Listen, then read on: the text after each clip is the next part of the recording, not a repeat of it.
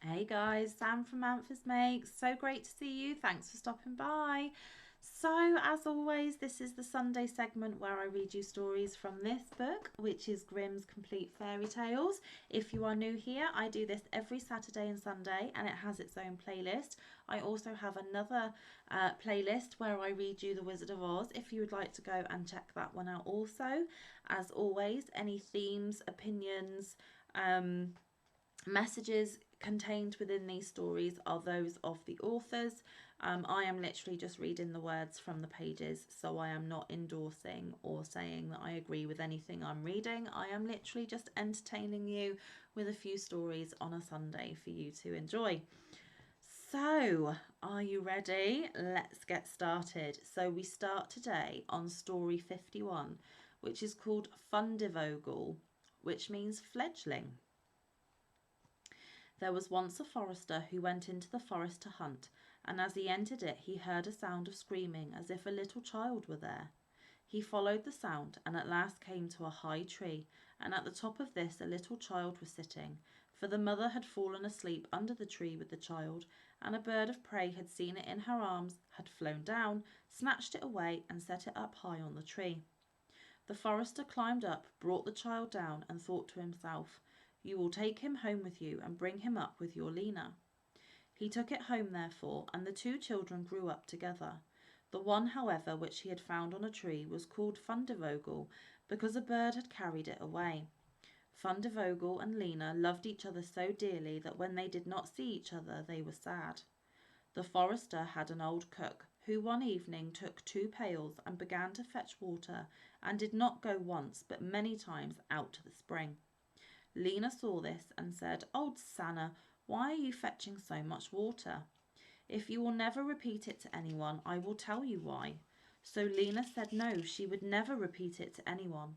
And then the cook said, "Early tomorrow morning, when the forester is out hunting, I will heat the water, and when it is boiling in the kettle, I will throw in Fundevogel and will boil him in it."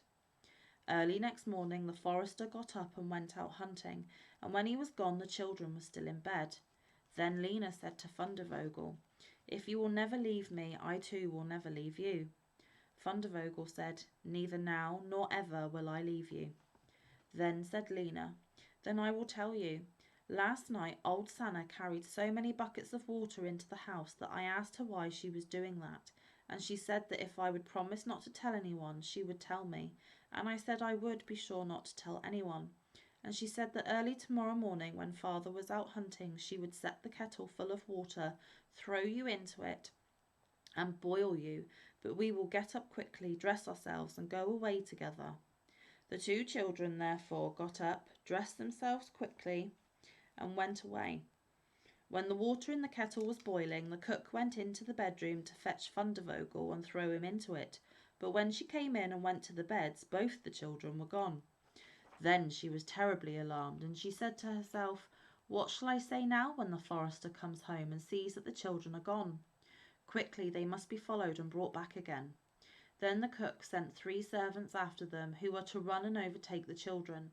The children, however, were sitting outside the forest, and when they saw from afar the 3 servants running, Lena said to Fundevogel, "Never leave me, and I will never leave you." Fundevogel said, "Neither now nor ever." Then said Lena, "Do become a rose bush, and I will be the rose upon it." When the 3 servants came to the forest, nothing was there but a rose bush and one rose on it, but the children were nowhere. Then said they, "There is nothing to be done here," and they went home and told the cook that they had seen nothing in the forest but a little rose bush with one rose on it. Then the old cook scolded and said, "You simpletons, you should have cut the rose bush in two, broken off the rose, and brought it home with you. Go and do it now." They had therefore to go out and look for the second time. The children, however, saw them coming from a distance. Then Lena said, "Fundevogel, never leave me, and I will never leave you." Fundevogel said, "Neither now nor ever." Said Lena, "Then you become a church, and I'll be the chandelier in it." So when the 3 servants came, nothing was there but a church with a chandelier in it. They said therefore to each other, "What can we do here? Let us go home." When they got home, the cook asked if they had not found them, so they said no, they had found nothing but a church, and that there was a chandelier in it. And the cook scolded them and said, "You fools, why did you not pull the church to pieces and bring the chandelier home with you?" And now the old cook herself got up and went with the 3 servants in pursuit of the children. The children, however, saw from afar that the 3 servants were coming and the cook waddling after them. "Then," said Lena, "Fundevogel, never leave me, and I will never leave you." "Then," said Fundevogel, "neither now nor ever." Said Lena, "Be a fish pond, and I will be the duck upon it." The cook, however, came up to them, and when she saw the pond, she lay down by it and was about to drink it up. But the duck swam quickly to her, seized her head in its beak, and drew her into the water, and there the old witch had to drown. Then the children went home together and were heartily delighted, and if they are not dead, they are living still. There we go, that was the first story, guys. The second story is story 52, which is called King Thrushbeard.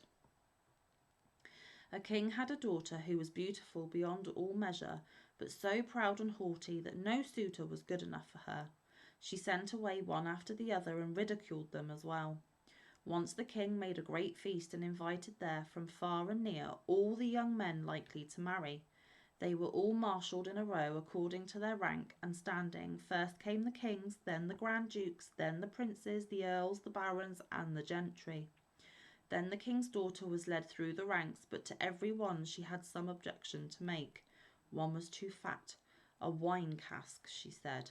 Another was too tall, long and thin has little in. The third was too short, short and thick is never quick. The fourth was too pale as death. The fifth too red, a fighting cock. The sixth was not straight enough, a green log dried behind the stove. So she had something to say against every one, but she made herself especially merry over a good king who stood quite high up in the row and whose chin had grown a little crooked. "Well," she cried and laughed, "he has a chin like a thrush's beak," and from that time he got the name of King Thrushbeard. But the old king, when he saw that his daughter did nothing but mock the people and despised all the suitors who were gathered there, was very angry, and swore that she should have for her husband the very first beggar that came to his doors. A few days afterwards a fiddler came and sang beneath the windows, trying to earn a small alms. When the king heard him, he said, "Let him come up." So the fiddler came in his dirty, ragged clothes and sang before the king and his daughter, and when he had ended, he asked for a trifling gift. The king said, "Your song has pleased me so well that I will give you my daughter to wed." The king's daughter shuddered, but the king said, "I have taken an oath to give you to the very first beggar, and I will keep it." All she could say was in vain. The priest was brought, and she had to be let herself be wedded to the fiddler on the spot. When that was done, the king said, "Now it is not proper for you, a beggar woman, to stay any longer in my palace. You may just go away with your husband." The beggar led her out by the hand, and she was obliged to walk away on foot with him. When they came to a large forest, she asked, "To whom does that beautiful forest belong?" "It belongs to King Thrushbeard. If you had taken him, it would have been yours." "Ah, unhappy girl that I am, if I had but taken King Thrushbeard." Afterwards they came to a meadow, and she asked again, "To whom does this beautiful green meadow belong?" "It belongs to King Thrushbeard. If you had taken him, it would have been yours." "Ah, unhappy girl that I am, if I had but taken King Thrushbeard." Then they came to a large town, and she asked again, "To whom does this fine large town belong?" "It belongs to King Thrushbeard. If you had taken him, it would have been yours." "Ah, unhappy girl that I am, if I had but taken King Thrushbeard." "It does not please me," said the fiddler, "to hear you always wishing for another husband. Am I not good enough for you?" At last they came to a very little hut, and she said, "Oh goodness, what a small house! To whom does this miserable shack belong?" The fiddler answered, "That is my house and yours, where we shall live together." She had to stoop in order to enter the low door. "Where are the servants?" said the king's daughter. "What servants?" answered the beggar. "You must do yourself what you wish to have done. Just make a fire at once and set on water to cook my supper. I am quite tired." But the king's daughter knew nothing about lighting fires or cooking, and the beggar had to lend a hand to get anything fairly done. When they had finished their scanty meal, they went to bed, but he forced her to get up quite early in the morning in order to look after the house. For a few days they lived in this way until they came to the end of all their provisions. Then the man said, "Wife, we cannot go on any longer eating and drinking here and earning nothing. You must weave baskets." He went out, cut some willows, and brought them home. Then she began to weave, but the tough willows wounded her delicate hands. "I see that this will not do," said the man. "You had better spin. Perhaps you can do that better." She sat down and tried to spin, but the hard thread soon cut her soft fingers so that the blood ran down. "See," said the man, "you are fit for no sort of work. I have made a bad bargain with you. Now I will try to make a business with pots and earthenware. You must sit in the marketplace and sell them." "Alas," thought she, "if any of the people from my father's kingdom come to the market and see me sitting there selling, how they will mock me." But it was of no use. She had to yield unless she chose to die of hunger. For the first time she succeeded, for the people were glad to buy the woman's wares because she was good looking, and they paid her what she asked. Many even gave her the money and left the pots with her as well. So they lived on what she had earned as long as it lasted. Then the husband brought a new supply of crockery. With this she sat down at the corner of the marketplace and set it out around her ready for sale. But suddenly there came a drunken hussar galloping along, and he rode right amongst the pots so that they were all broken into 1,000 bits. She began to weep and did not know what to do for fear. "Alas, what will happen to me?" cried she. "What will my husband say to this?" She ran home and told him of the misfortune. "Who would seat herself at a corner of the marketplace with crockery?" said the man. "Stop crying. I see very well that you cannot do any ordinary work. So I have been to our king's palace and have asked whether they can find a place for a kitchen maid, and they have promised me to take you. In that way you will get your food for nothing." The king's daughter was now a kitchen maid, and had to be at the cook's beck and call and do the dirtiest work. In both her pockets she fastened a little jar in which she took home her share of the scraps, and upon this they lived.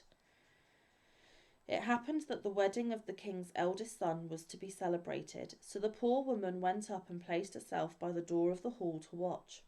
When all the candles were lit, and people, each more beautiful than the other, entered, and all was full of pomp and splendour, she thought of her fate with a sad heart, and cursed the pride and haughtiness which had humbled her and brought her to so great poverty. The smell of the delicious dishes which were being taken in and out reached her, and now and then the servants threw her a few morsels of them. These she put in her jars to take home.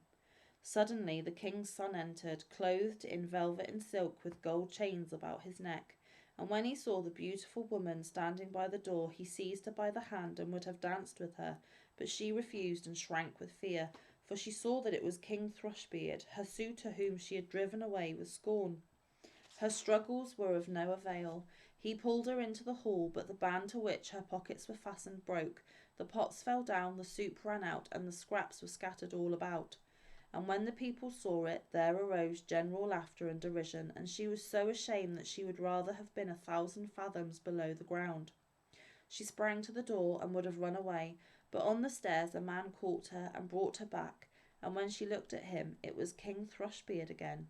He said to her kindly, "Do not be afraid. I am the fiddler who has been living with you in that wretched pigsty. For love of you I disguised myself so, and I also was the hussar who rode through your crockery. This was all done to humble your proud spirit and to punish you for the insolence with which you mocked me." Then she wept bitterly and said, "I have done great wrong and am not worthy to be your wife." But he said, "Be comforted. The evil days are past. Now we will celebrate our wedding." Then the maids in waiting came and dressed her in the most splendid clothing, and her father and his whole court came and wished her happiness in her marriage with King Thrushbeard, and the joy now began in earnest.